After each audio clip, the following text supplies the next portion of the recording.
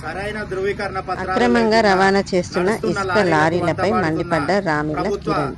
కాటారం మండలం కేంద్రంలో ఎలాంటి పేపర్స్ లేకుండా అక్రమంగా రవాణా చేస్తున్న ఇసుక లారీలపై ఎలాంటి చర్యలు తీసుకోకుండా అధికారులు నిర్లక్ష్యం చేస్తున్నారు.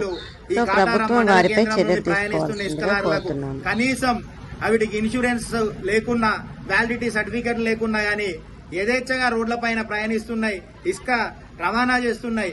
దీనికి మరి ముఖ్య కారణం ఎవరైతే సంబంధిత అధికారులు మరి వాళ్ళు నిద్రపోతున్నారా, లేకుంటే కళ్ళుండి చూడలేకపోతున్నారా, లేదు అంటే వాళ్ళు డబ్బులు తీసుకొని ఈ లారీలను వదిలిపెడుతున్నారా అని మేము బీఆర్ఎస్ పార్టీ పక్షాన్ని అడుగుతున్నాం.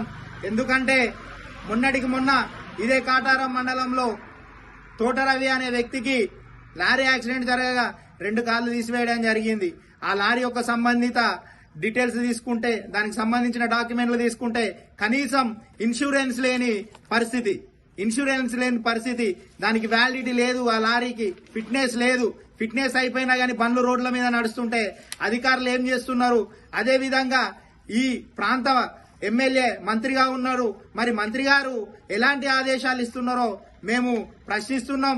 అధికారుల నిర్లక్ష్యం వల్ల ఒక వ్యక్తికి న్యాయం చేయలేని పరిస్థితి ఈరోజు. ఎందుకంటే ఇన్సూరెన్స్ క్లెయిమ్ చేసుకుందామంటే వీళ్ళకి ఇన్సూరెన్స్ లేదు.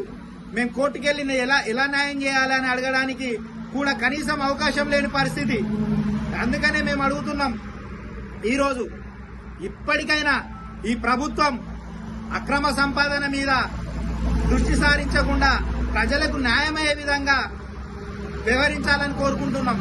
ఎందుకంటే ఇవాళ ఇట్లాంటి లారీలు రోజుకు 100 నుండి 200 లారీలు ఇదే కాటారం ప్రాంతం మీదుగా ఇసుక రవాణాతో ప్రయాణం చేయడం జరుగుతుంది. ఇలా అంటే ఈ రోజు చూసుకుంటే ఒక సంఘటన జరిగింది కాబట్టి ఈ లారీ విషయం తెలిసింది. ఇలాంటి లారీలు రోజుకి ఎన్ని లారీలు ప్రయాణిస్తున్నాయో ఒకసారి ప్రజలు అర్థం చేసుకోవాలని మేము మనవి చేస్తున్నాం. ఇప్పటికైనా ఇక్కడున్న ప్రభుత్వ అధికారులు గాని, ప్రభుత్వ యంత్రాంగం గాని స్పందించకుంటే దీన్ని మేము వదిలిపెట్టే ప్రసక్తే లేదు. మంత్రి గారికి కూడా మేము విజ్ఞప్తి చేస్తున్నాం.